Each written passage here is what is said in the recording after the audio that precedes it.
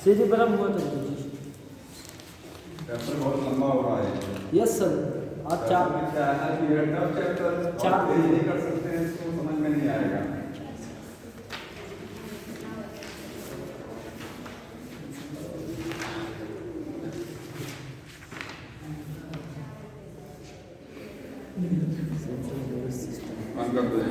हाँ देखिए last time आपको सेरिब्रम बताया था, ठीक, फोर ब्रेन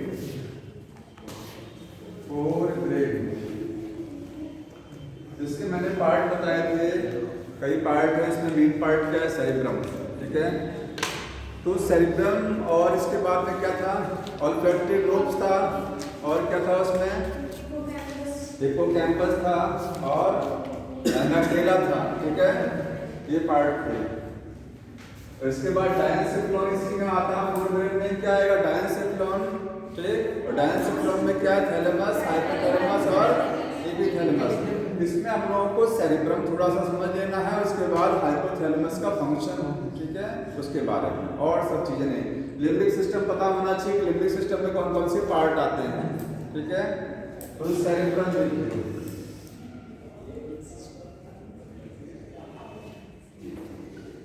सेरिब्रम क्या है? ब्रेन का, आपके फोर ब्रेन या पूरे टोटल ब्रेन का मेन पार्ट है सेरिब्रम, जो आपकी बॉडी में सबसे ज्यादा फंक्शंस ऑपरेट कराता है, ठीक है। मेन पार्ट है सेरिब्रम। सेरिब्रम में दो पार्ट आपको मिलेंगे, जैसे आपने एड्रेनल ग्लैंड पढ़ा है, ठीक है, किडनी पढ़ा है। किडनी में बाहर का पार्ट कॉर्टेक्स, सेंटर का पार्ट मेडुला होता है। किडनी में बाहर का पार्ट क्या? Cortex, central medulla. ऐसे यहाँ पर भी बाहर कॉर्टेक्स और सेंटर में मेडुला, ठीक है। यहाँ पर आउटर पार्ट क्या है? कॉर्टेक्स और मेडुला। कॉर्टेक्स है ये आउटर, और मेडुला क्या है? इनर पार्ट, ठीक है, इनर पार्ट होता है, ठीक है। अब इसमें एक चीज आती है, ग्रे मैटर और व्हाइट मैटर पढ़ा होगा आप लोगों ने। ग्रे मैटर और व्हाइट मैटर पूछा जाता है कहाँ कहाँ होता है, ठीक, कि ब्रेन में ग्रे मैटर बाहर होता है कि अंदर है, कॉर्टेक्स वाले इलाके में ग्रे मैटर है कि मेडुला में है। स्पाइनल कॉर्ड में जस्ट अपोजिट होता है grey matter, white matter. Grey matter क्या होता है? देखिए कहाँ पर ग्रे मैटर होगा। ग्रे मैटर का मतलब है कि उस एरिया में, जिसको अगर हम किसी को बोल रहे हैं ग्रे मैटर है, तो वहां पर आपको डेंड्राइट नजर आएंगे और सेल बॉडी। एक्सॉन्स उधर नहीं रहते हैं, ठीक है। न्यूरॉन्स का कौन सा पार्ट रहेगा ग्रे मैटर में? Dendrite and cell body. तो ग्रे मैटर में रहता है डेंड्राइट, नोट करते रहिए, डेंड्राइट्स और सेल बॉडी रहती हैं, ठीक है। डेंड्राइट एंड सेल बॉडी, क्योंकि जानते हैं डेंड्राइट में माइलिनेटेड शीट नहीं होती है। माइलिनेटेड और नॉन जो शीट कवरिंग होती है वो कहाँ होती है? एक्सॉन में होती है। एक्सॉन के चारों तरफ क्या होता है? कवरिंग होती है। मैक्सिमम न्यूरॉन्स के चारों तरफ, मैक्सिमम न्यूरॉन्स में एक्सॉन के चारों तरफ क्या है? कवरिंग है, ठीक है। फैट की बनी हुई लेयर होती है, उसको क्या बोलते हैं? माइलिन शीट बोलते हैं ना। कुछ ही न्यूरॉन ऐसे होते हैं जो नॉन माइलिनेटेड होते हैं, तो वो तो अलग हो गया, ठीक। तो ग्रे मैटर में आपको डेंड्राइट और सेल बॉडी, मतलब जो पार्ट अगर हम बोल रहे हैं ग्रे मैटर है, तो उसमें न्यूरॉन्स का कौन सा हिस्सा रहेगा? Dendrite, cell body. और व्हाइट मैटर में क्या रहता है? व्हाइट मैटर में रहेगा एक्सॉन्स। क्या रहेंगे इसमें? एक्सॉन। कौन सा एक्सॉन रहेगा? माइलिनेटेड वाला एक्सॉन रहेगा। अगर नॉन माइलिनेटेड एक्सॉन है तो वो भी ग्रे मैटर में इंक्लूड किया जाएगा। नॉन माइलिनेटेड एक्सॉन है तो किसमें इंक्लूड किया जाएगा? ग्रे मैटर में, क्योंकि एक्सॉन के चारों तरफ जो कवरिंग है, किसकी बनी हुई? लिपिड की कवरिंग है, ठीक है। उस कवरिंग होने की वजह से ये एरिया व्हाइट नजर आता है। ब्रेन का या स्पाइनल कॉर्ड का वो एरिया जहां पर माइलिनेटेड एक्सॉन होते हैं वो व्हाइट कलर का नजर आता है। क्यों? क्योंकि एक्सॉन की जो कवरिंग है, माइलिन शीट, उसका कलर कैसा है? व्हाइट कलर का होता है। तो जहां जहां एक्सॉन रहेंगे माइलिनेटेड वाले, वो सारे एरिया क्या नजर आएंगे? व्हाइट कलर के। और जहां एक्सॉन माइलिनेटेड नहीं रहेगा, जहां पर डेंड्राइट सेल बॉडी रहेगा, उसमें चूंकि माइलिनेटेड शीट नहीं होती है, वो ग्रे कलर का नजर आएगा। तो ब्रेन में दो कलर नजर आते हैं, एक पार्ट ग्रे नजर आता है, एक पार्ट क्या होता है? व्हाइट। ऐसे आपको स्पाइनल कॉर्ड में भी एक पार्ट ग्रे है, एक पार्ट क्या है? व्हाइट। अब कहाँ कौन सा पार्ट ग्रे और व्हाइट होता है? तो देखिए ब्रेन में, सेरिब्रम में, ब्रेन में किस हिस्से में? सेरिब्रम में, क्योंकि मेन पार्ट ब्रेन का क्या है? सेरिब्रम। इसमें जो आउटर पार्ट है ये वर्टेक्स होता है, ये कैसा है, ग्रे कलर का, ये ग्रे कलर का दिखता है, मतलब ब्रेन बाहर से कैसा दिखता है, ग्रेइश इन कलर, ठीक है। और अंदर जो ब्रेन का पार्ट है मेडुला वो कैसा होता है, व्हाइट। इसका मतलब समझ रहे हैं कि सेंट्रल पार्ट, अंदर के पार्ट मेडुला में क्या होगा, एक्सॉन्स नजर आएंगे आपको, एक्सॉन वाला पार्ट नजर आएगा, वहां पर माइलिनेटेड एक्सॉन होंगे, और इस पार्ट में क्या होंगे, न्यूरॉन्स में डेंड्राइट सेल बॉडी वाला पार्ट नजर आएगा। समझ में आ रहा है, ठीक, ये हो गया। अब जानते हैं जो कॉर्टेक्स वाला पार्ट होता है ब्रेन की, आपकी जो सरफेस होती है ब्रेन की सरफेस पूरा स्मूथ नहीं होती है, कैसी होती है, इस तरीके से, ठीक है। ब्रेन में आपको दो पार्ट देखिए, एक पार्ट ये, एक पार्ट ये, सेरेब्रल हेमिस्फीयर बोलते हैं, ये स्मूथ नहीं है, कैसा है, इसमें एलिवेशन डिप्रेशन है, इस तरीके से एलिवेशन और डिप्रेशन होते हैं इस तरीके से। समझ में आ रहा है, इन्हीं को क्या बोलते हैं, गायरी और सुल्सी। मतलब हमारा ब्रेन बाहर से देखने पर उसमें स्मूथ सरफेस नहीं है, बाहर से देखेंगे तो कॉर्टेक्स वाले इलाके में होता क्या है, इस तरीके से एलिवेशन और डिप्रेशन बने होते हैं ब्रेन में, जैसे जस्ट लाइक क्या बताया था आपको, वॉलनट अखरोट जो होता है, अखरोट में सरफेस देखिए स्मूथ नहीं होता है, एकदम ब्रेन की तरीके से है। तो जो एलिवेशन होता है उसको क्या बोलते हैं, गायरी, और जो डिप्रेशन है गड्ढा, उसको सुल्सी। समझ में आया, डिप्रेशन को क्या बोलते हैं, सुल्सी। तो इस तरीके से बना लीजिएगा, ये एलिवेशन डिप्रेशन है, ये है गायरी, और ये क्या है, सुल्सी, ठीक है। ये एलिवेशन है, एलिवेशन, और ये क्या है, डिप्रेशन। समझ में आ रहा है, तो एलिवेशन और डिप्रेशन को गायरी और सुल्सी बोलते हैं। जितना ज्यादा एलिवेशन डिप्रेशन जानते हैं करता क्या है, सरफेस एरिया बढ़ाता है। कोई भी चीज जब ऐसे ऐसे फोल्ड हो जाती है, जानते हैं सरफेस एरिया बढ़ता, ब्रेन का सरफेस एरिया बढ़ेगा, ज्यादा न्यूरॉन्स लगेंगे। जिस पर्सन की मेमोरी ज्यादा होती है, उसका ब्रेन स्ट्रांग होता है, उसकी बॉडी में, ब्रेन में ये एलिवेशन डिप्रेशन ज्यादा होते हैं। जितने ज्यादा एलिवेशन डिप्रेशन होंगे उतना ही मेमोरी तेज होगी, क्योंकि उतनी ही ज्यादा न्यूरॉन्स लगे रहेंगे ना भाई, न्यूरॉन्स की संख्या भी तो ज्यादा होगी ना। सरफेस एरिया बढ़ने का मतलब समझ रहे हैं कि उसमें न्यूरॉन ज्यादा है। अभी ऐसे करते हैं शरीरों को, ब्रेन को ऐसा हो गया, स्मूथ सरफेस हो गई, तो उसमें न्यूरॉन्स कम रहेंगे। जितना ज्यादा एलिवेशन डिप्रेशन उतने न्यूरॉन्स की संख्या बढ़ जाती है, उतनी मेमोरी इंटेलिजेंस बढ़ जाती है, ठीक। समझ में आ रहा है, तो ब्रेन की आउटर सरफेस कभी स्मूथ नहीं होती, इसलिए बताया आपको, जिसका ब्रेन बड़ा, ठीक है, उसकी थिंकिंग पावर ज्यादा, जिसकी बॉडी में ब्रेन में एलिवेशन डिप्रेशन ज्यादा, उसकी भी थिंकिंग पावर ज्यादा होती है, ठीक। तो ये हो गया ब्रेन के बारे में थोड़ा सा। ये सेरेब्रम, अब सेरेब्रम कनेक्ट होता है सेरेब्रम किससे, कॉर्पस कैलोसम से बताया था। अब इस सेरेब्रम के पार्ट, जैसे मैंने आपको बताया था, ये जो ब्रेन बॉक्स होता है आपका, आगे की हड्डी फ्रंटल, ऑसिपिटल, पैराइटल, टेम्पोरल बताया था, उसी तरीके से ये सेरेब्रम आपका है। ये सेरेब्रम मैंने स्मूथ बना दिया, स्मूथ नहीं होता है, ठीक है। इसमें लोब्स होती हैं, क्या होती हैं, ब्रेन में दो हिस्से, सेरेब्रल हेमिस्फीयर, एक हेमिस्फीयर को देखेंगे, एक हिस्से को देखेंगे सेरेब्रम में, तो उसमें आपको कुछ एरिया नजर आएंगे, कुछ लोब्स होती हैं। कितनी लोब्स होती हैं, देखिए, आगे की लोब को क्या बोलते हैं, फ्रंटल लोब, क्या है ये, फ्रंटल, जस्ट उसी तरीके से। ऊपर की लोब का नाम पैराइटल, पैराइटल, ठीक है। इसके बाद ये ऑसिपिटल, ऑसिपिटल, और ये वाली लोब कौन सी हो गई यहाँ पर, ये टेम्पोरल, टेम्पोरल, ठीक है। क्वेश्चन आया कि ब्रेन का एक हेमिस्फीयर कितनी लोब से बनता है, तो 4 लोब से। टोटल कितनी लोब्स होती हैं, 4 पेयर्स, दोनों में मिलाकर के 4 पेयर्स रहेगा, एक में 4 रहती हैं। बोन अलग चीज है, फ्रंटल बोन एक है, ये जो माथे वाली हड्डी है एक है। ब्रेन बॉक्स में जब आप देखते हैं तो फ्रंटल बोन को एक काउंट करते हैं ना, एक बोन बोलते हैं, ऑसिपिटल एक होती है, पैराइटल 2 होती है, टेम्पोरल 2 होती हैं। लेकिन जब यहाँ वाली आएगी तो ये बोन नहीं, ये तो ब्रेन के हिस्से बता रहे हैं, तो जितने हिस्से इसमें रहेंगे उतने तो इसमें रहेंगे, इस वाले पार्ट में। इसमें 4 लोब्स हैं तो 4 इसमें भी होती हैं। आगे की लोब फ्रंटल, दिमाग वाली साइड में, समझ में आया, एक फ्रंटल इधर, एक इधर दूसरे वाले हिस्से। तो अब इनका काम क्या क्या होता है ये समझ लीजिए। देखिए, ये जो सबसे मेन फ्रंटल लोब ही सबसे ज्यादा काम करती है आपकी बॉडी में। फ्रंटल बहुत सारा काम है, इस फ्रंटल का लिखते रहिए, इंटेलिजेंस, इंटेलिजेंस, इंटेलिजेंस, रीजनिंग इसका काम, रीजनिंग, ठीक है। इसके बाद कैलकुलेशंस इससे होती है, कैलकुलेशंस।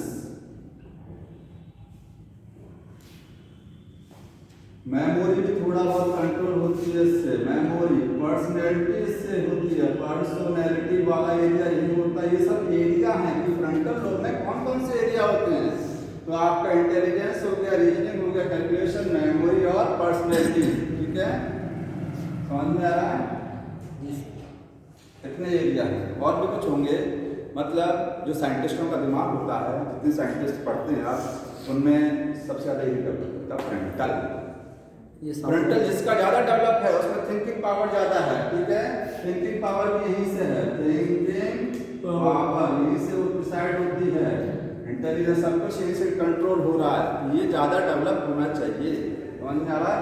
ऑसिपिटल में किस चीज़ का एरिया है? विजन। इससे क्या कंट्रोल होता है? विजन, देखने वाला एरिया यहाँ पर है आपके ब्रेन का, विजन।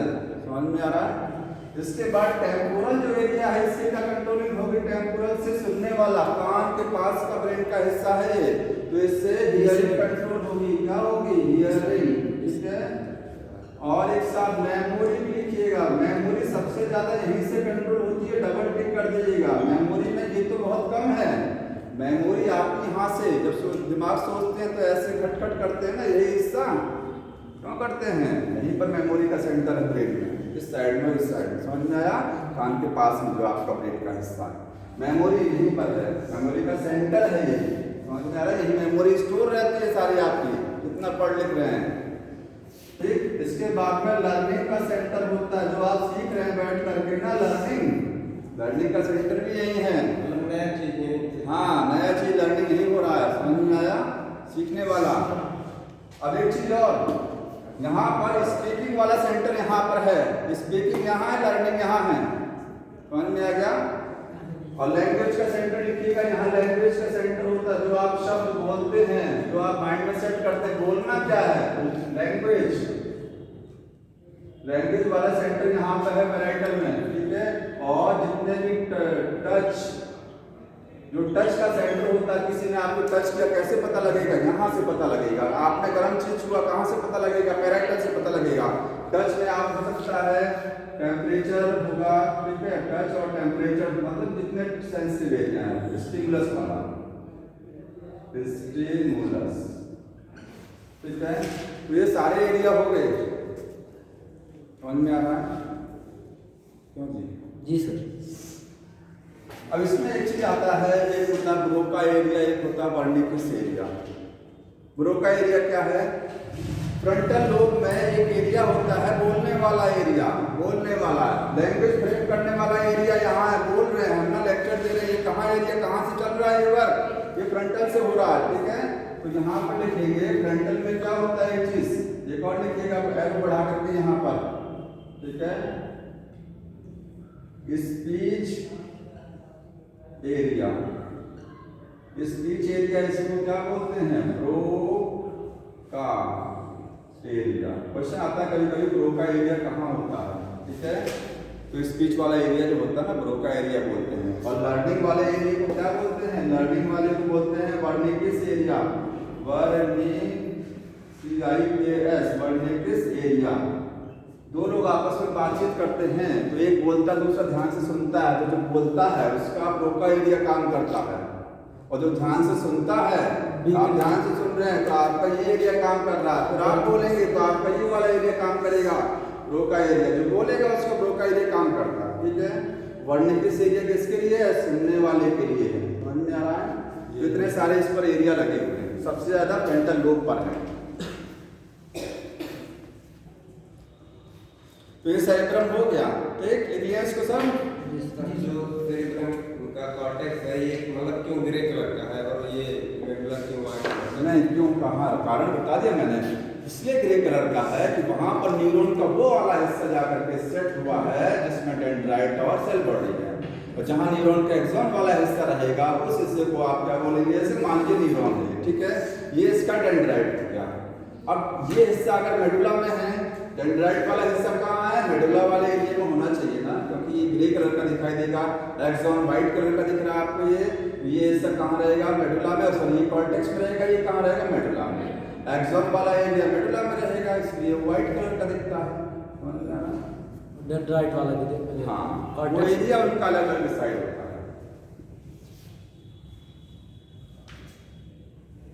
तो सर बाहर से ही दिखता है ऐसा, हाँ, बाहर से ही कलर दिखता है। बाहर से ही ग्रे कलर का दिखेगा। ठीक, इसके बाद डायनसिक्लोन, दूसरा पार्ट इसका कौन सा था? डायनसिक्लोन। तो डायनसिक्लोन में आपको केवल एक चीज समझनी है थैलेमस के बारे में, सॉरी हाइपोथैलेमस समझ लीजिए। हाइपोथैलेमस क्या है? थैलेमस का फ्लोर। क्या है? थैलेमस का फ्लोर, हाइपोथैलेमस बताया था आपको। जैसे ये है अगर थैलेमस, तो इसका ऊपरी हिस्सा एपिथैलेमस और इसका बेस क्या बोला जाएगा? हाइपोथैलेमस। और ये क्या है? थैलेमस। ठीक है, थैलेमस हो गया, ऊपर का हिस्सा एपिथैलेमस और ये हाइपोथैलेमस। ठीक है, अब हाइपोथैलेमस का काम समझ लीजिए, इसके बाद थैलेमस का वर्क बता देंगे। भूख, ताप, गुस्सा, प्रेम से हाइपोथैलेमस सुपरमास्टर ग्लैंड बोली जाती है। सुपरमास्टर ग्लैंड सभी ग्लैंड को कंट्रोल में रखती है। इससे हार्मोन्स रिलीज होते हैं। क्या रिलीज होते हैं? हार्मोन्स का सिक्रीशन होता है, सिक्रीशन ऑफ हार्मोन्स होता है। ये काम ये हो गया, एंडोक्राइन काम कर रही है ना, ये एंडोक्राइन ग्लैंड की तरह काम करती है। ठीक है, हाइपोथैलेमस। और दूसरा काम होता है इसका न्यूरल फंक्शन, न्यूरल रोल। ये एंडोक्राइन रोल था, ये कौन रोल था? एंडोक्राइन। एंडोक्राइन रोल है इसका। ये हार्मोन को सीक्रेट करने वाला रोल क्या है? एंडोक्राइन। ठीक है, और इसका एक न्यूरल काम होता है। न्यूरल, न्यूरल का मतलब देखिए, आपको थर्स्ट, प्यास लगना, भूख, प्यास, गुस्सा, प्यार। और इसके बाद में हंगर का सेंटर यहीं पर है, भूख लगने वाला यहीं से लगता है हंगर। इसके बाद में प्यार, इमोशंस का सेंटर। ठीक है, इमोशंस हो गया। इसके बाद में सेक्सुअल डिजायर, सेक्सुअल डिजायर का सेंटर यहाँ पर। पसीना जो होता है ना, स्वेटिंग, यहीं से कंट्रोल होती है। स्वेटिंग का सेंटर यहाँ पर है। कितने सेंटर हैं हाइपोथैलेमस में? सर वो जो एपिथैलेमस है उसको मतलब कोई विशेष काम नहीं है, ब्रेन में दिखता ही नहीं, छुपा रहता है। अच्छा सर, उसको मतलब हाइपो का अपोजिट हाइपर होता है, तो हाइपर नहीं, हाइपर नहीं बोलेंगे, वो टर्मिनोलॉजी अलग अलग होती है। हाइपो का हाइपर नहीं कहेंगे। ठीक है, वो एपी का मतलब एबव, हाइपो का मतलब बिलो। हाइपो और हाइपर तो कंसंट्रेशन में जनरली टर्म यूज किया जाता है। देखिए, कोई चीज ज्यादा है, हाइपर हार्मोन बढ़ गया, हाइपर और कम हो गया तो हाइपो। यहाँ घट बढ़ नहीं रहा है ना, यहाँ पोजीशन बता रहा है। हाइपो मतलब नीचे है हाँ, थैलेमस। वो पोजीशन के बेसिस पर है। ठीक, फंक्शन समझ में आ गया। हाइपोथैलेमस जी सर। ग्लैंड की तरह काम करती है, उसका न्यूरल फंक्शन भी है। इसके बाद जो थैलेमस है, इस थैलेमस का ये काम लिखिएगा, function as relay centre. Function as relay centre. Relay जानते हैं, मोबाइल का जो टावर होता है वो क्या करता है? आपका रिले सेंटर है, मोबाइल से सिग्नल लेगा और दूसरे मोबाइल पे ट्रांसफर कर देगा। ठीक, तो हमारी बॉडी में जो ब्रेन है, देखिए ब्रेन तो ऊपर है, ब्रेन का मेन पार्ट कौन सा? सेरिब्रम तो ऊपर है, देख रहे हैं। और ये थैलेमस किसका हिस्सा है? सेरिब्रम का ही हिस्सा, सॉरी होल ब्रेन का हिस्सा है। तो थैलेमस यहाँ पर है, ये क्या हो गया? सेरिब्रम, ये क्या हो गया? थैलेमस। दोनों ही क्या है? Fore brain. दोनों ही क्या है? Fore brain. नीचे से स्पाइनल कॉर्ड है, यहाँ मेडुला वगैरह लगा होता है, सब होता है। जब सिग्नल आता है यहाँ से स्पाइनल कॉर्ड के थ्रू जा रहा है, सेरिब्रम में पहुंचना, सिग्नल किसके थ्रू जाएगा? इसके थ्रू। मतलब ये थैलेमस एक ऐसा हिस्सा है जो मैसेज को आपकी बॉडी के पार्ट से रिसीव करता है, किसके थ्रू? स्पाइनल कॉर्ड के थ्रू, और भेज देगा सेरिब्रम को। वो एनालिसिस करेगा, इसके बाद वो सिग्नल भेजेगा पहले किसको? थैलेमस को। तब जाएगा यहाँ, आदान प्रदान करने का काम करता है। ये यहाँ से मैसेज को लेगा, इसको देगा, यहाँ से मैसेज को लेकर के आगे बढ़ा देगा। तो रिले सेंटर होता है, याद रखिएगा इसको। ठीक, और कुछ नहीं है। हो गया ये? जी सर। आगे है मिड ब्रेन, समझ लीजिए क्या होता है। तो फोर ब्रेन के फंक्शन समझ में आगे होंगे। मिड ब्रेन एपिथैलेमस का काम है। कोई काम नहीं इसका, विशेष कोई काम नहीं है जो आपको पढ़ना है। Yes sir. हटा दें इसको। Yes sir. मिड ब्रेन देखिए क्या है। मिड ब्रेन, ब्रेन का एकदम मिडिल पार्ट। ठीक है, बुक में लिखा गया है कि मिड ब्रेन बनता कैसे है, 4 लोब से बनता। लोब समझते हैं, पार्टीशन, ठीक है। तो 4 लोब्स होते हैं, उनको बोलते हैं कॉर्पोरा कॉर्डिनेलिया, मेड बाय 4 लोब्स। 4 लोब्स होती हैं, क्या बोलते हैं उनको, कॉर्पोरा क्वाड्रिजेनिया। क्वाड्री का मतलब 4 होता है, कहीं कहीं 2 लोब्स होती हैं तो बाइजेमिया होता है, कॉर्पोरा बाइजेमिया बोलते हैं उसको, ठीक है। मैमल्स में 4 लोब्स होती हैं। मिड ब्रेन हो गया ये, ठीक। और एक चीज और होती है इसमें, एक डक्ट, एक आपको डक्ट देखने को मिलती है, called cerebral aqueduct. Cerebral aqueduct होती है, अभी इसका फंक्शन बताएंगे आगे, ठीक है। ये डक्ट है जो मिड ब्रेन से होकर के जाती है, मिड ब्रेन में प्रेजेंट है, ठीक है। काम क्या होता है मिड ब्रेन का, कंट्रोल, ये कंट्रोल करता है विजुअल रिफ्लेक्स और ऑडिटरी रिफ्लेक्स। समझ रहे हैं ना, विजुअल और ऑडिटरी। नहीं सर, विजुअल का मतलब देखने वाला, ऑडिटरी का मतलब सुनने वाला होता है। ये दोनों रिफ्लेक्स कंट्रोल कराता है। अरे समझते थे, ठीक है जी सर। अब ये देखिए रिफ्लेक्स जानते हैं, अभी समझाएंगे रिफ्लेक्सेशन क्या होता है, ठीक। विजुअल रिफ्लेक्स में होता है, नोट कर लीजिएगा, देखने मूवमेंट ऑफ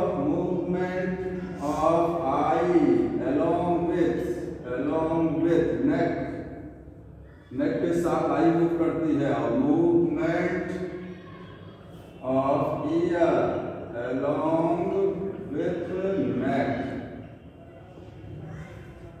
ऑडिटरी वाला नोट कर लो इसको जल्दी से, इसका मतलब सर क्या बता रहे हैं सब।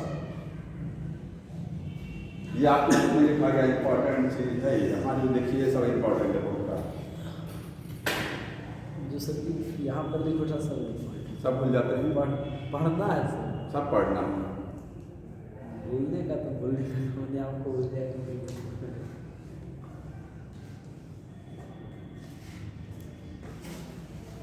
नोट कर लीजिए, देखिए विजुअल रिफ्लेक्स क्या होता है। मान लीजिए आप साइकिल चला रहे हैं, कोई अच्छी चीज दिख गई, तुरंत गर्दन झुका करके पीछे देखते हैं, कोई बढ़िया चीज दिख गया, जी सर। अचानक नजर पड़ती है, जी सर, बहुत अचानक वाले फंक्शन क्या होते हैं, रिफ्लेक्स एक्शन जो अचानक होता है। पैर में कांटा लगा तुरंत ऊपर, सोचना समझना नहीं है, कोई चीज बढ़िया देख के तुरंत देखे क्या है ये, तो गर्दन भी घुमाया, आंख भी घुमाई, दोनों घुमाना विजुअल रिफ्लेक्स यही है। इसमें नेक इसलिए लिखाया, ये लाइन इसलिए लिखाया गया है क्योंकि गर्दन भी आपकी घूमती है आंख के साथ, ठीक है जी सर। सामने ही कोई चीज दिख जाती, थोड़ा बहुत नेक इधर उधर होती है, देखने के लिए कंसंट्रेट करती है आई उस पर जाकर के, विजुअल। सुनने वाला क्या है, बगल से कोई बुला, आप साइकिल चला रहे थे, बगल से बुलाया तो आप देखेंगे, हो सकता है मुझे ही बुला रहा है, अचानक देखेंगे आप, अचानक बिना सोचे समझे अचानक देखेंगे, उसमें सोचना समझना नहीं होता है। बाद में सोचेंगे धमाका हुआ, तुरंत काम उधर जाएगा, कहाँ से आया ये आवाज, कोई बगल में आपकी जो है चुगली कर रहा है, धीरे से सुनेंगे कौन बोल रहा है, ये सब रिफ्लेक्स कौन से हैं, ऑडिटरी रिफ्लेक्स है, समझ में आया, मिड ब्रेन कंट्रोल हो रहा है।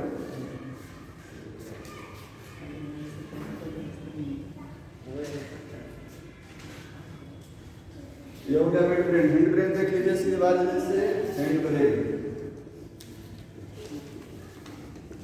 ब्रेन के जो पार्ट हैं इसमें लिखिएगा टीलेंसेफ्लॉन हो गया, माइलेनसेफ्लॉन, ठीक है।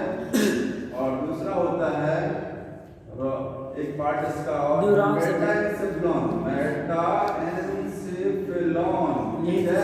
हैंड ब्रेन को बोलते हैं रोम्बोएन्सेफ्लॉन, दिखा दिया था पिछली बार। इसके 2 हिस्से हैं, माइलेनसेफ्लॉन और मेटाएन्सेफ्लॉन। माइलेनसेफ्लॉन का मतलब होता है मेडुला ऑब्लांगेटा, मेडुला जो पार्ट होता है ना, मेडुला ऑब्लांगेटा पूरा नाम है इसका। और इसमें 2 हिस्से होते हैं, पोन्स होता है और सेरिबेलम और पॉन्स, समझ में आ रहा है। ये 3 हिस्से बुक में लिखा गया होगा, ये hind brain contain the medulla, pons and cerebellum, ये लिखा हुआ है। अब इसमें सभी के करके देखिए, मेडुला का काम समझ लीजिए और पॉन्स का, मेडुला ठीक है और पॉन्स प्लस करके लिख लीजिएगा कि दोनों लगभग एक ही काम करते हैं, लगभग एक ही फंक्शन है। ठीक है, क्या काम करते हैं? जब हमने आपको रेस्पिरेशन वाला चैप्टर बताया था, हार्ट वाला चैप्टर, तो रेगुलेशन ऑफ रेस्पिरेशन पढ़ा रहे थे, रेगुलेशन ऑफ हार्ट एक्टिविटी, तो वहाँ मेडुला और पॉन्स का जिक्र आता था कि कैसे हार्ट बीट बढ़ती है, कैसे घटती है, इसके बाद कैसे आपका इंस्पिरेशन बढ़ेगा, सांस लेने की गति और कैसे घटेगा, ये सब इसी में है। तो ये कंट्रोल क्या करता है? कंट्रोल करेगा रेस्पिरेशन को, respiration comma cardiovascular activity, heart की एक्टिविटी, कार्डियोवैस्कुलर, ये बुक में लिखा गया, चाहिए तो मत लिखिए इसको, ये लाइन लिखी गई है। नहीं सब नहीं लिखा है। हाँ, गैस्ट्रिक सिक्रेशन भी कंट्रोल कराता है। ये लाइन पूरा रट लेना, क्योंकि जो बुक में लाइन लिखी गई है सेम क्वेश्चन आता है। गैस्ट्रिक सिक्रेशन का मतलब होता है कि आपके स्टमक से जो एंजाइम बन रहे हैं स्टमक में, मतलब स्टमक हुआ पेप्सिन बनना, सिक्रेशन कंट्रोल में रखना, कब बनेगा कम कब ज्यादा, ये कंट्रोल कराएगा मेडुला और पॉन्स। ठीक है, इसके बाद इसमें समझना चाहिए कि एक वर्ड आपको मिलेगा ब्रेन स्टेम। क्या होता है? तो ब्रेन स्टेम समझते हैं, जैसे पेड़ होता है, पेड़ में एक स्टेम होता है, तो जैसे आपका ब्रेन है, ब्रेन में मेन पार्ट कौन सा हुआ? सेरेब्रम, वहां से एक स्टॉक निकलता है ब्रेन स्टेम, वही आगे जाकर के स्पाइनल कॉर्ड के साथ जुड़ जाता है। मतलब ब्रेन का मुख्य भाग कौन सा है? सेरेब्रम, उसको स्पाइनल कॉर्ड से जोड़ने वाला कनेक्शन ब्रेन स्टेम। सेरेब्रम को स्पाइनल कॉर्ड से जोड़ने वाला कनेक्शन क्या होता है? Brain stem. समझ में आ गई? ब्रेन स्टेम है। अब इसमें कितनी चीजें होती हैं, क्या क्या चीजें से बनता है? तो इसमें आपको मिड ब्रेन इन्वॉल्व होता है, मिड ब्रेन भाग लेता है इसमें, पॉन्स होता है और मेडुला, ये तीन चीजें मिलकर के, मतलब दो पार्ट तो हिंड ब्रेन के मिलेंगे। हिंड ब्रेन का कौन कौन सा पार्ट जो है मिलकर के बनाता है ब्रेन स्टेम? पॉन्स और मेडुला, और मिड ब्रेन तो पूरा है ही है। समझ में आया? क्योंकि इसके ऊपर क्या है? फोर ब्रेन है, तो फोर ब्रेन में डायंसेप्लियन और सेरेब्रम मेन है, तो सेरेब्रम और डायंसेप्लियन के बाद आगे का हिस्सा जो बचता है वो ये है। अब जानते हैं सेरिबेलम क्यों नहीं लिखा गया? सेरिबेलम किनारे है। सेरिबेलम आप डायग्राम बुक में देखिए, सेरिबेलम को ऐसे बनाया गया है, इस तरीके से किनारे कर दिया गया है, ये है किनारे, तो ब्रेन स्टेम में नहीं आता ना वो। ब्रेन स्टेम में सेरेब्रम को किसके साथ जोड़ रहा है? स्पाइनल कॉर्ड, आगे चलेगा ना स्पाइनल कॉर्ड, यहीं से राइट। जी सर। तो ये क्वेश्चन आता है कि ब्रेन स्टेम में कितनी चीजें होती हैं, याद रखिएगा। अब इसके बाद समझना क्या है? सेरिबेलम समझना है। ठीक है, सेरिबेलम क्या है? तो सेरिबेलम, इसको छोटा ब्रेन बोलते हैं। क्या है? छोटा ब्रेन। समझ में आया?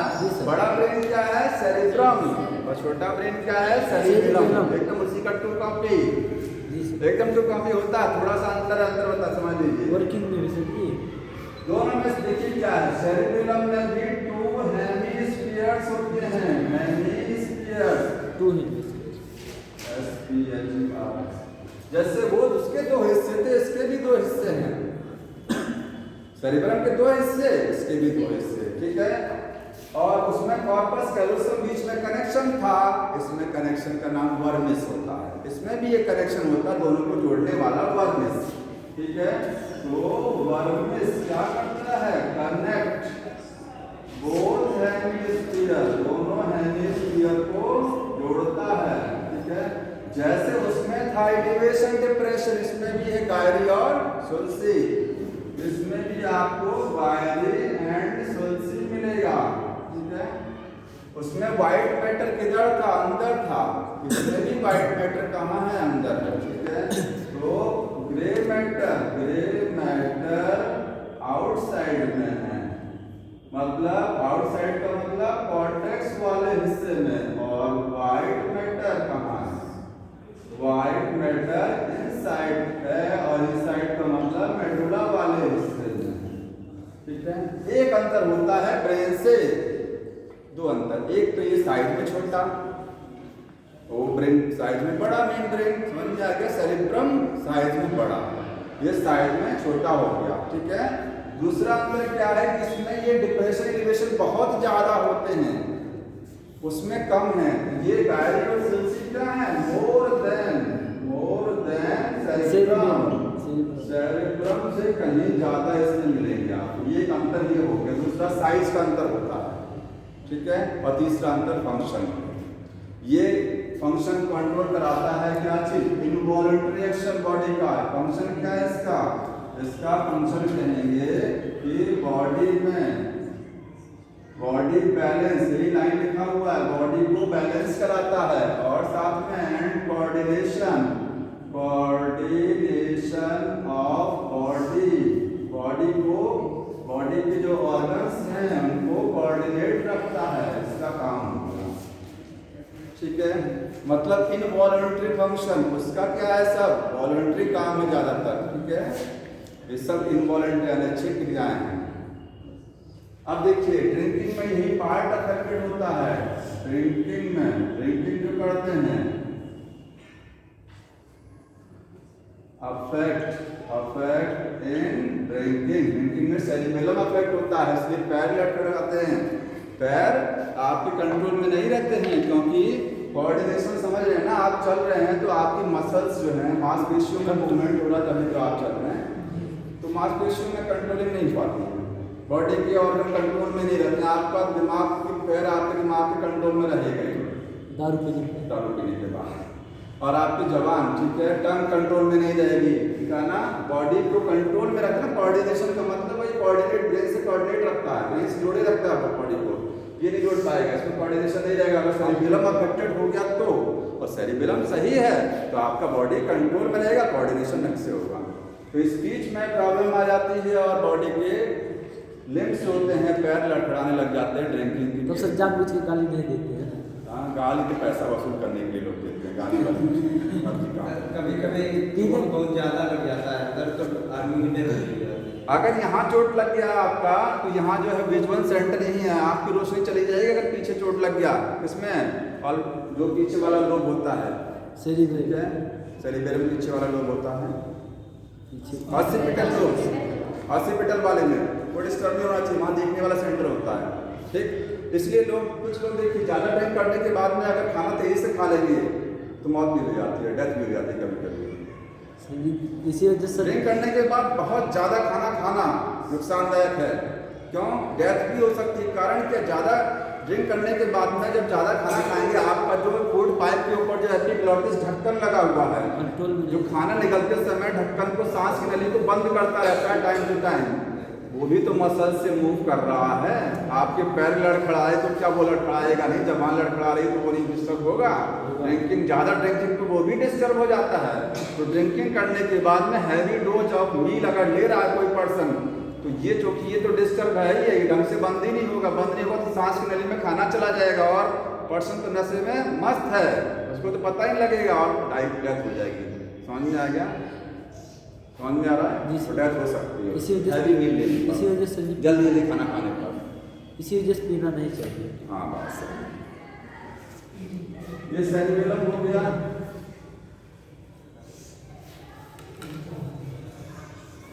ये सब कंप्लीट हो गया ब्रेन के सारे हिस्से, ठीक है। इसके बाद एक बचा टॉपिक रिफ्लेक्स एक्शन देखिए। एक और चीज, वेंट्रिकल्स।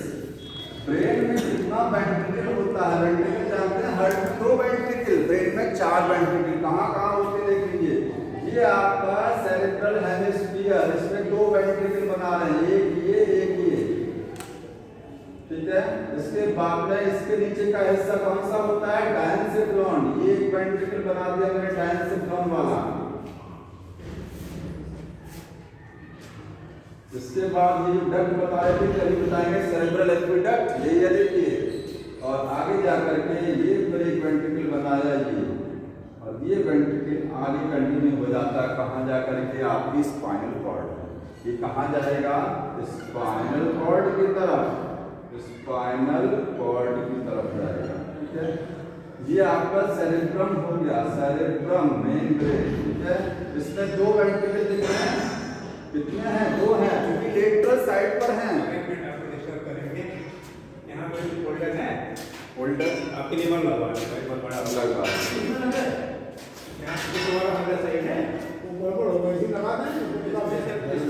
बोर्ड पर फोकस होना चाहिए। लगाइए एचडी के बोर्ड इसी वजह से सीढ़ी वो वाला भी जुगाड़ है।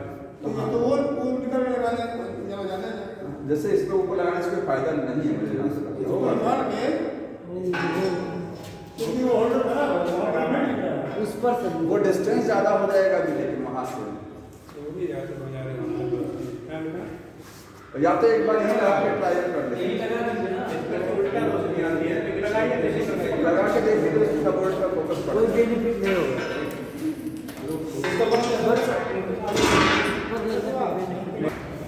देखिए सेरेब्रम, जो पार्ट सेरेब्रम का है, ठीक है, उसमें दो वेंट्रिकल आपको दिखाई दे रहे हैं, लेटरल साइड में है। लेटरल का मतलब किनारे की साइड, ठीक है। टू लेटरल वेंट्रिकल दो है ये स्पेस, ये सेरेब्रम में होते हैं। कहाँ होते हैं? सेरेब्रम का पार्ट है, ठीक है। इसके बाद एक वेंट्रिकल ये दिखाई दे रहा है, तो ये थर्ड वेंट्रिकल है। कौन सा है? फर्स्ट यहाँ पर है, लेटरल वेंट्रिकल में लिखिएगा फर्स्ट एंड सेकंड वेंट्रिकल यही है, ठीक है। थर्ड कहाँ होता है? डायंसिफिलॉन।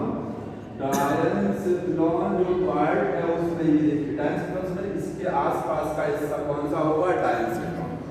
इसके इर्द गिर्द हिस्सा कौन सा होगा? डायंसिफिलॉन के अंदर ये, ठीक।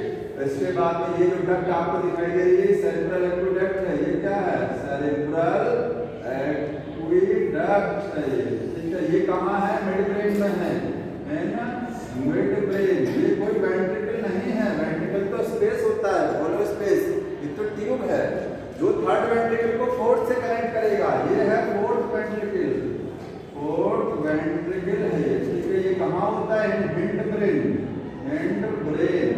इसके आसपास का हिस्सा कौन सा रहेगा? Hind brain. समझ में आ गया? तो ये लिख लीजिए, एकदम क्लियर हो जाएगा, चाहे जो आएगा सब कर ले जाएंगे। 4 वेंट्रिकल्स हैं टोटल। इनके अंदर होता क्या? लिक्विड भरा होता है इनके अंदर। लिक्विड का नाम जानते हैं क्या है? CSF। क्या है? अब देखिए सेरेब्रल एक्विडक्ट क्या करती है? थर्ड को फोर्थ से कनेक्ट करती है, यहाँ से जाएगा CSF आपके स्पाइनल कॉर्ड में। CSF का काम मैंने बता दिया था। तो वेंट्रिकल्स कंटेन, इसमें होता क्या वेंट्रिकल में? CSF चलता है इसके अंदर। फंक्शन मैंने बता दिया था आपको, कंटेन CSF, सेरेब्रोस्पाइनल फ्लूइड। कहाँ से बनता है? 3 सेल से बनता है टोटल, बताया था ना, एपिडेर्मल सेल और पायामेटर बताया था, और कॉर्पस, सॉरी क्या नाम नहीं आता है, नहीं ड्यूरामीटर है, निचले लेयर जो पायामीटर उससे बनेगा। ब्रेन की जो मेनिंजेस तीसरी वाली है वहां से बनेगा। एक एपिडेर्मल सेल यहाँ इसके अंदर की सेल है, वेंट्रिकल की अपनी सेल है, इसके अंदर की सेल होती है एपिडेर्मल। और एक का नाम बताया था आपको, मुझे याद नहीं आ रहा कौन सा नाम है, ठीक है। तो वो 3 याद रखिएगा, वहां से CSF बनेगा। अगला टॉपिक रिफ्लेक्स एक्शन देख लीजिए जल्दी से। रिफ्लेक्स एक्शन क्या होता है? रिफ्लेक्स एक्शन जानते हैं क्या है? ऐसे इनवॉलंटरी एक्शन जो बहुत तेज होते हैं। इनवॉलंटरी एक्शन का मतलब अनैच्छिक क्रियाएं। कुछ अनैच्छिक क्रियाएं धीरे धीरे होती है, जैसे आपको ऑसोफेगस है, फूड की नली, इस तरीके से धीरे धीरे होता है। कुछ अनैच्छिक क्रियाएं बहुत तेज हो जाती हैं, जैसे न्यूटन का जो है एक्शन और रिएक्शन वाला है, झापड़ मारा आपने भी मार दे खींच करके तत्काल हो गया, तो वही रिफ्लेक्स एक्शन होता है, तुरंत तत्काल एक्शन वाला। तो इनवॉलंटरी एक्शन जो बहुत फास्ट होते हैं और जो आपके सेंट्रल नर्वस सिस्टम से कंट्रोल भी होते हैं, ब्रेन और स्पाइनल कॉर्ड से कंट्रोल होगा, तो उसको क्या बोलेंगे? Reflex action. देख लीजिएगा बुक में पूरा लिखा है, लिख लीजिएगा, ठीक है, पढ़ लीजिएगा। सेम जो बोल रहा हूँ उसमें लिखा गया है कि ये क्या है? इनवॉलंटरी एक्शन है, अनैच्छिक क्रियाएं हैं जो ब्रेन स्पाइनल कॉर्ड से कंट्रोल होती हैं, बहुत फास्ट होती हैं, ठीक है। क्या काम करता है रिफ्लेक्स एक्शन? आपकी बॉडी को विपरीत परिस्थितियों से बचाता है, प्रोटेक्शन, सुरक्षा देता है। एग्जाम्पल समझ रहे हैं, बहुत एग्जाम्पल है रिफ्लेक्स एक्शन के। सनलाइट तेज आ रही धूप में जब आप देखते हैं तो आपका पीपल, आंख का पीपल का साइज क्या हो जाता है? सिकुड़ जाता है। क्यों?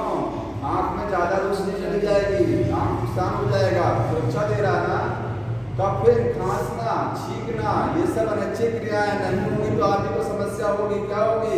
खांसेंगे नहीं तो ट्रैकिया सांस की नली में कुछ चला गया तो अंदर तक चला जाएगा, निकल नहीं पाएगा, तो खांसी के रास्ते बाहर निकलता है ना।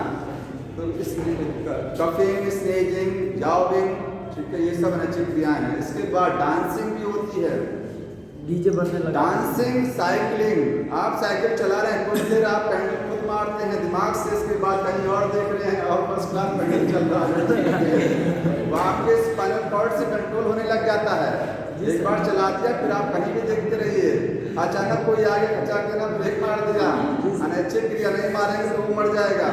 तो कहीं सुरक्षा दे रहा आपको ना, ऐसे हमारे गाँव सुरक्षा देने का काम करता रहे। अयोध्या पे चला गया था सर, भूल गया था तो शाम को मिला था रात समझ में। में आया? तो डांसिंग हो गया, साइकिलिंग हो गया, और ये सारी अनैच्छिक क्रियाएं हैं। और क्या है? किसी गर्म चीज को टच करिए, हाथ हटाना, पैर में कांटा लग जाना, पैर हटा लेना, विथड्रॉ करना, बॉडी के ऑर्गन्स को विथड्रॉ कर लेना, ये भी क्या है? रिफ्लेक्स एक्शन होता है। बॉडी को सुरक्षा मिल रही है, यदि हाथ जल जाएगा तो मोस्टली क्या करते हैं? रिफ्लेक्स एक्शन, बॉडी को प्रोटेक्शन देने का काम करते हैं। तुरंत कहाँ से कंट्रोल होते हैं? ब्रेन, स्पाइनल कॉर्ड से। और सर जी ठीक तुरंत है? और प्यास की चीज देख रहे हैं, गोलगप्पा देख के मुंह में पानी आ जाना, ये क्या है? रिफ्लेक्स एक्शन है, ये भी नहीं है, अनैच्छिक क्रिया अपने आप हो रही है। सर जी सड़क पे जा रहे हैं, किसी को देख के नजर हटाना मत कीजिए। हाँ। मतलब इसलिए ताकि कुछ रिफ्लेक्स एक्शन हमको बाय बर्थ मिलते हैं, कुछ लाइफ में हम लोग एक्वायर करते हैं, सीखते हैं। तो इनबॉर्न रिफ्लेक्स एक्शंस होते हैं और एक होते हैं एक्वायर्ड। इनबॉर्न का मतलब आँख का बिल्कुल चेंज होना, बचपन से मिला हुआ है, खांसी, स्नीजिंग, खांसना, छींकना बचपन से मिला है। कुछ चीजें हम वातावरण में सीखते हैं। जैसे मुंह में पानी आना, ये वातावरण का है, ये वातावरण का। एक बार आपने खाना बढ़िया खाया होगा तभी तो जो है बच्चे के मुंह में तो पानी नहीं आता, देख करके छोटे बच्चे के मुंह में आ जाता है, क्या नहीं होता है? उसने कुछ अभी तक एक्सपीरियंस, अनुभव ही नहीं किया अपनी लाइफ में। जब अनुभव करेगा अच्छा खाना तब बांटते होगा। एक पावलम, एक साइंटिस्ट थे, पावलम समझ रहे हैं, किसी ने पढ़ा नहीं होगा, पावलम मनोविज्ञान में है। उन्होंने एक कुत्ता पाला था और कुत्ते को बढ़िया बढ़िया खाना देते थे, ठीक है, रोज। इसके बाद खाना देते समय घंटी भी बजा देते थे वो, घंटी खाना दिया तुरंत घंटी बजा दिया, एक्सपेरिमेंट कर रहे थे वो, ठीक है। इसके बाद एक दिन आया, उन्होंने कहा उसको खाना नहीं दिया, घंटी बजा दिया, तो उसके मुंह में सलाइवा का सर्कुलेशन अपने आप हो गया घंटी से ही। खाने की जगह कौन ले लिया? पेन ले लिया। समझ में आया? तो लर्निंग हुआ ना, उसको सीखा था ना वो। यस, तो कुछ जो है लर्निंग से होते हैं, कुछ इनबॉर्न अपने आप, इन्वायरमेंट से, कुछ बचपन से। कुछ रिफ्लेक्स एक्शन ब्रेन से कंट्रोल होते हैं, इसको स्पाइनल रिफ्लेक्स बोलते हैं। और कुछ स्पाइनल कॉर्ड से जो कंट्रोल होगा वो स्पाइनल रिफ्लेक्स, जो आपके ब्रेन से कंट्रोल होगा क्रेनियल रिफ्लेक्स। समझ में आ रहा है? जो ब्रेन से कंट्रोल होता है। यस। और एक है रिफ्लेक्स आर्क। क्या होता है? तो रिफ्लेक्स आर्क कुछ नहीं है, जैसे मान लीजिए आपका ये हाथ है या आपका हैंड हो गया, आपने कोई गर्म चीज टच किया, यहाँ से मैसेज आपके कहाँ जाएगा? ब्रेन में जाएगा। ब्रेन एनालाइज करके मैसेज भेजेगा आपके कहाँ पर? मसल्स में, हाथी की मसल्स में आएगा हाथ हटाने के लिए। ये पूरा पाथ एक रास्ता बन गया ना, सेंसरी न्यूरॉन के थ्रू ब्रेन को मैसेज जाएगा। याद कर लीजिए, सेंसरी न्यूरॉन को अफरेंट न्यूरॉन भी बोलते हैं। किडनी में जिस ट्यूब से ब्लड आता है उसको अफरेंट आर्टरियोल, जिससे वापस जाता है इफरेंट आर्टरियोल। नेफ्रॉन में पढ़े ना, अफरेंट आर्टरियोल और इफरेंट आर्टरियोल। तो ये अफरेंट, इसको अफरेंट न्यूरॉन भी बोलते हैं। अफरेंट न्यूरॉन क्या होता है? Sensory neuron. और जो न्यूरॉन मैसेज को ब्रेन से ले जा रहा है ये होता है इफरेंट। इफरेंट का मतलब ले जाने वाला, ब्रेन से जो मैसेज आता है मोटर न्यूरॉन, इफरेंट न्यूरॉन। और सेंसरी क्या होते हैं? जो ले जाते हैं, अफरेंट या सेंसरी न्यूरॉन। तो रिफ्लेक्स आर्क क्या होता है समझ लीजिए। रिफ्लेक्स आर्क दिया है, ARC, H भी लिखा है क्या? आर्क का मतलब यहाँ से हुआ है क्या चीज? Half circle.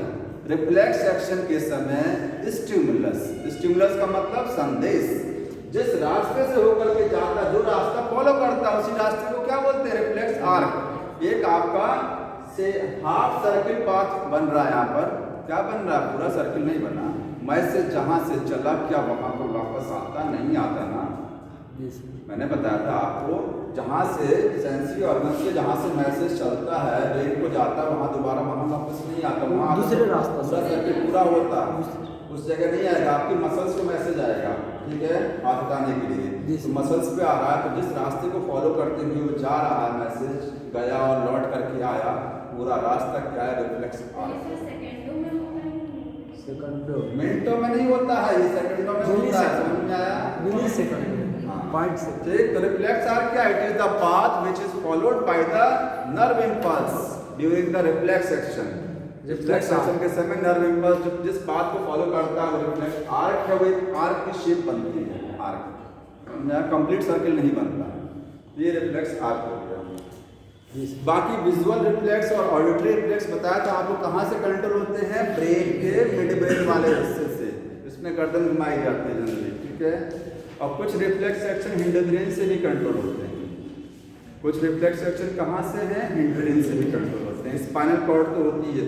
अब एक चीज़ देखिए, आपको मैंने बताया, नोट कर लीजिए है कि जो आपका ब्रेन है उसमें बाहर की साइड का कलर कैसा है? ग्रे। ग्रे क्यों है बता दिया। मेडुला अंदर है, कलर कैसा है? वाइट।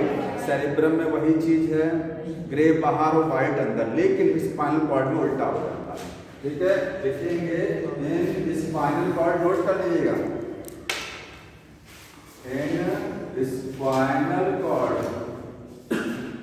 स्पाइनल कॉर्ड में आउटर जो कॉर्टेक्स वाला हिस्सा है, कॉर्टेक्स समझ रहे ना, बाहर का हिस्सा, उसमें व्हाइट मैटर होता है, व्हाइट मैटर बाहर है, और मेडुला वाले हिस्से में क्या है? ग्रे मैटर है, ग्रे मैटर, ठीक है। उल्टा होगा, just opposite to cerebrum and cerebellum, उल्टा हो जाता है यहाँ पर, ठीक है। और आप स्पाइनल कॉर्ड को काटिए, अगर स्पाइनल कॉर्ड को काटेंगे तो आपको सेंटर में एच शेप स्ट्रक्चर दिखाई देती है, इस तरीके से बनता है। काटने पर, काटने पर ये एच शेप स्ट्रक्चर नजर आती है। मेडुला जो पार्ट है ना, उसका सेंट्रल एरिया वो एच शेप, मतलब व्हाइट मेडुला में कौन सा? ग्रे मैटर आपको एच शेप का दिखाई देगा। कैसा दिखाई देगा? एच शेप, ठीक है। बीच में एक कैनाल तो चलेगा ही, क्योंकि उसमें भी तो सीएसएफ चल रहा है, ठीक है। तो ये मेडुला कैसा होता है? एच शेप, एच से, ठीक है। जी सर। ग्रे मैटर आपको एच शेप में, तो ये इसके बाद अब बचा हुआ जानते हैं क्या है? आई पढ़ना है, चैप्टर बहुत बड़ा है ये, ठीक है। अभी आई है, मैकेनिज्म ऑफ विजन है, इसके बाद ईयर है, कैसे सुनते हैं, ये अपने बड़े बड़े बच्चे हैं, अगली बार इसको कंप्लीट करा दिया जाएगा। कल टेस्ट होगा, पढ़ के आइएगा यूनिट 3, ठीक है। यूनिट 3 का आप लोगों का टेस्ट होगा। Biomolecule cell cycle and cell division अच्छे से पढ़ लीजिए, इसी बहाने रिवीजन हो जाएगा, नहीं क्योंकि पुराना तो पढ़ने का मन ही नहीं करता, वैसे टेस्ट के बहाने आप लोग पढ़ लीजिए। जी सर, इसलिए टेस्ट जरूरी है। 50 है। अच्छा,